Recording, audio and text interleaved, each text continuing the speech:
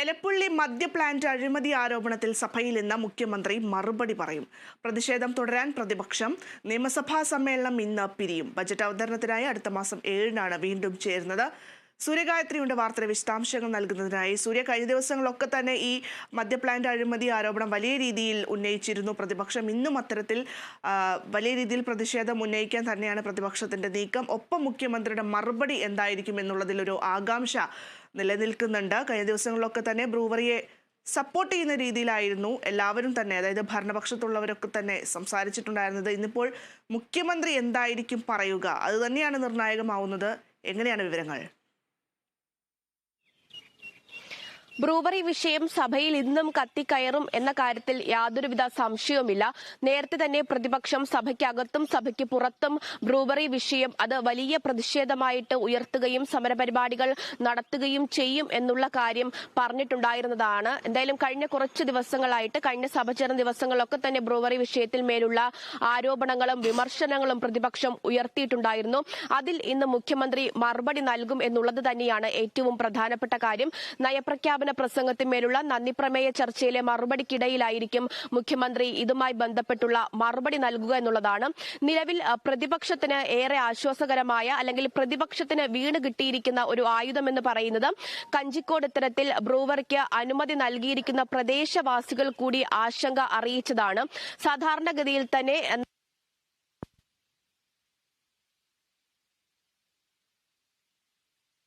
സമയത്ത് അത് വലിയ പ്രതിസന്ധി തീർക്കുമെന്നൊരു ആശങ്ക പൊതുജനം തന്നെ അറിയിക്കുന്ന ഒരു സാഹചര്യമുണ്ട്. അവിടെ മദ്യപ്ലാന്റ് വരാൻ പാടില്ല എന്നുള്ളത് പൊതുജനം വ്യക്തമാക്കുകയും അവർ തന്നെ അത്തരത്തിലുള്ള പ്രതിഷേധങ്ങളുമായിട്ട് മുന്നോട്ട് പോവുകയും ചെയ്യുന്ന ഒരു സാഹചര്യമുണ്ട്. അത് പ്രതിപക്ഷത്തിന് വീണ് കിട്ടിയിരിക്കുന്ന ഒരു ആയുധമാണ്.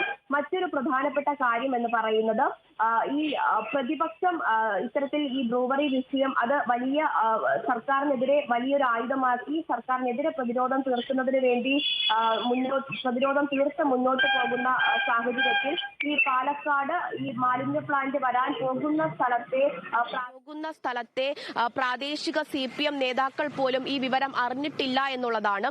ഇത്തരത്തിൽ സർക്കാർ അനുമതി കൊടുക്കുന്നു, അതിന്റെ വാർത്തകളും ചർച്ചകളും ഒക്കെ പുറത്തു വരാൻ തുടങ്ങിയതിന് ശേഷമാണ് ഇത്തരത്തിലൊരു പ്ലാന്റ് ആ സ്ഥലത്ത് വരാൻ പോകുന്ന കാര്യം അത് CPMലെ പ്രാദേശിക നേതാക്കൾ പോലും അറിഞ്ഞത്. അതുകൊണ്ട് തന്നെ അവർക്കിടയിലും അത്തരത്തിലുള്ള അതൃപ്തി നിലനിൽക്കുന്നു എന്നുള്ളതാണ്. എന്തായാലും ഇതൊക്കെ പ്രതിപക്ഷത്തിന് ആരോപണം ഉന്നയിക്കാനുള്ള അനുകൂല സാഹചര്യമാക്കി ഒരുക്കി നൽകുന്നു എന്നുള്ളത് തന്നെയാണ് പ്രധാനപ്പെട്ട കാര്യം. ഈ ആരോപണം ഉന്നയിക്കുമ്പോഴൊക്കെ മന്ത്രി MP രാജേഷ് പറഞ്ഞിട്ടുള്ളത് പുതിയ മദ്യനയം ഉണ്ടായിട്ടുണ്ട്. ആ മദ്യനയത്തിന്റെ അടിസ്ഥാനത്തിലാണ് ബ്രൂവറിക്ക് അനുമതി നൽകിയിട്ടുള്ളത്.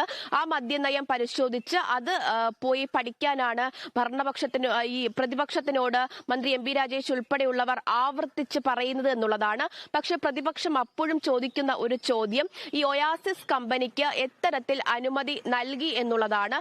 അതിൽ അവർ പറയുന്ന ഒരു ചോദ്യം എന്ന് പറയുന്നത് ദില്ലി മദ്യനയത്തിൽ ഈ ഉൾപ്പെടുന്ന പ്രതിനിധികളാണ് ഈ ഒയാസിസ് കമ്പനിയിലും ഉൾപ്പെടുന്നത്.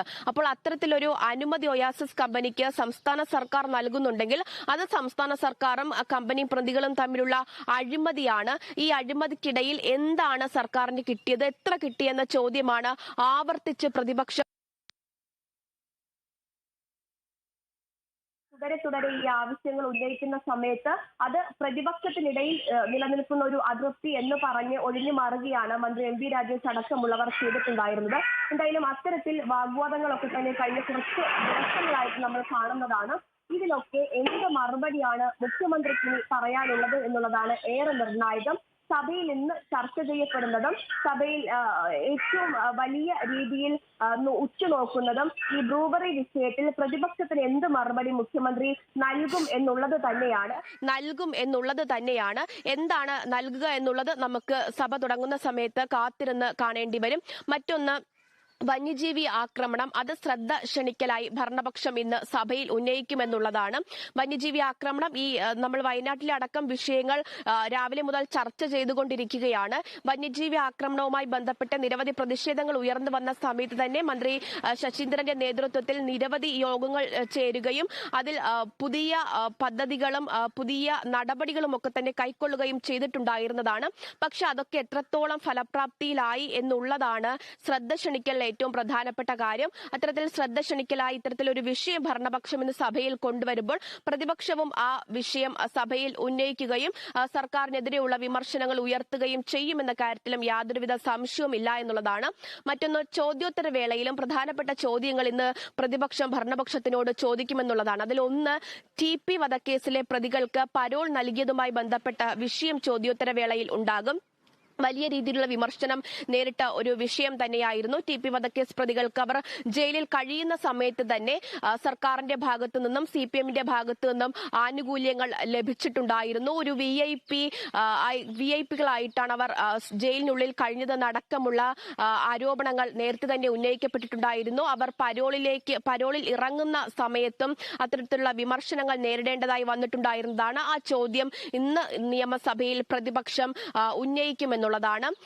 മറ്റ് ചോദ്യോത്തര വേളയിൽ ഉണ്ടാവുക വയനാട് മുണ്ടക്കൈ ചൂരൽമല പുനരധിവാസവുമായി ബന്ധപ്പെട്ട ചോദ്യങ്ങളായിരിക്കും. അതിൽ ടൗൺഷിപ്പ് ഉൾപ്പെടെ ഉള്ള കാര്യങ്ങളിൽ ഒരു തീരുമാനത്തിലെത്തുകയും ഉടനടി തന്നെ ഈ നടപടികൾ അല്ലെങ്കിൽ പ്രവർത്തനങ്ങൾ ആരംഭിക്കുകയും ചെയ്യുമെന്നത് സർക്കാർ നേരത്തെ തന്നെ വ്യക്തമാക്കിയിട്ടുണ്ടായിരുന്നതാണ്. അതുമായി ബന്ധപ്പെട്ട് പക്ഷേ എന്ന് ഈ ടൗൺഷിപ്പ് നിർമ്മാണം തുടങ്ങും, അത് എന്ന് പൂർത്തിയാക്കാൻ കഴിയും, എത്ര കുടുംബങ്ങൾക്കാണ് ഈ 2 ടൗൺഷിപ്പുകളിലായിട്ട് വീട് അനുവദിച്ചിരിക്കുന്നത് എന്ന കാര്യത്തിലൊന്നും സർക്കാർ ഇതുവരെ ഒരു അന്തിമമായിട്ടുള്ള ഒരു തീരുമാനം പറഞ്ഞിട്ടില്ല എന്നുള്ളതാണ്. അത് പരിശോധിക്കേണ്ടതായിട്ട് വരും. പരിശോധിച്ചതിന് ശേഷം വ്യക്തമായിട്ടുള്ളൊരു ചിത്രം അറിയിക്കാം എന്നുള്ളതാണ് സർക്കാർ പറയുന്നത്. എന്തായാലും ആ വിഷയം കൂടി ചോദ്യോത്തര വേളയിൽ ഇന്നിപ്പോൾ പ്രതിപക്ഷം ഭരണപക്ഷത്തിനോട് ഉന്നയിക്കാൻ തയ്യാറെടുക്കുകയാണ്.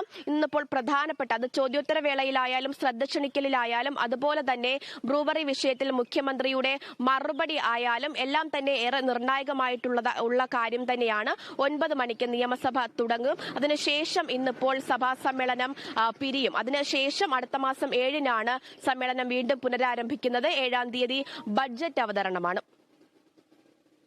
ശരി, വ്യക്തമാണ് സൂര്യഗായത്രി. എന്തായാലും ഇന്നിപ്പോൾ സഭ ചേരുമ്പോൾ പതിവ് പോലെ തന്നെ, അതായത് കഴിഞ്ഞ ദിവസങ്ങളിലേതൊക്കെ പോലെ തന്നെ ഈ എടപ്പള്ളി മദ്യപ്ലാന്റ് അഴിമതി ആരോപണം തന്നെയായിരിക്കും പ്രധാനമായും പ്രതിപക്ഷം ഉന്നയിക്കാൻ പോകുന്നത്. ഒപ്പം തന്നെ ഇതിന് മറുപടി ഇന്ന് മുഖ്യമന്ത്രി നൽകുകയാണ്. പ്രത്യേകിച്ചും ഈ ഒയാസിസ് കമ്പനിയുമായി ബന്ധപ്പെട്ട കാര്യങ്ങളിലൊക്കെ തന്നെ ഒരു വ്യക്തത അത് കേരള സമൂഹം ഇപ്പോൾ ആവശ്യപ്പെടുകയാണ്. എന്തായാലും അതിൽ ഒരു വ്യക്തത ഉണ്ടാകും എന്ന് തന്നെയാണ് നമ്മളും പ്രതീക്ഷിക്കുന്നത്. മാത്രമല്ല, ഈ രാഹുൽ മാങ്കൂട്ടത്തിലടക്കം പറഞ്ഞൊരു ആരോപണമുണ്ട്. അതായത് ഈ പാലക്കാട് ഇലക്ഷൻ്റെ സമയത്ത് CPM-ന്റെ സ്പോൺസർ ആയിരുന്നു ഈ ഒയാസിസ് കമ്പനി എന്ന് പറയുന്നുണ്ട്. മാത്രമല്ല, കഴിഞ്ഞ ദിവസം പ്രതിപക്ഷ നേതാവ് VD സതീശനും അതുപോലെ രമേശ് ചെന്നിത്തലയും ഒക്കെ ഗുരുതരമായ ഒരു ആരോപണം പറഞ്ഞത് അഴിമതി കേസിൽ ഈ കമ്പനിക്ക് വലിയ രീതിയിൽ പങ്കുണ്ടായിരുന്നു, അല്ലെങ്കിൽ അത്തരത്തിലൊരു കേസ് ഈ കമ്പനിക്ക് മേലുണ്ട്. അങ്ങനെ ഒരു കമ്പനിയെയാണ് ഇപ്പോൾ ചുമതലപ്പെടുത്തിയിട്ടുള്ളത്. അതുപോലെ തന്നെ ഈ പ്രദേശവാസികളുടെ കുടിവെള്ളവുമായി ബന്ധപ്പെട്ട കാര്യങ്ങളൊക്കെ തന്നെ ആശങ്ക നിലനിൽക്കുന്ന ഒരു കാര്യം തന്നെയാണ്. അവിടെ വലിയ രീതിയിൽ പ്രതിഷേധവും ഉയരുന്ന ഒരു സാഹചര്യമുണ്ട്. എന്തായാലും ഇതിനൊക്കെ തന്നെ മറുപടി നൽകുമെന്ന് തന്നെയാണ് പ്രതീക്ഷിക്കുന്നത് മുഖ്യമന്ത്രി. അതുപോലെ മറ്റു വിഷയങ്ങളും ഇന്ന് ചർച്ചയാകുന്നുണ്ട്. ഒപ്പം നിയമസഭാ സമ്മേളനം ഇന്ന് പിരിയുകയാണ്. ബജറ്റ് അവതരണത്തിനായി അടുത്ത മാസം 7-ന് വീണ്ടും ചേരും.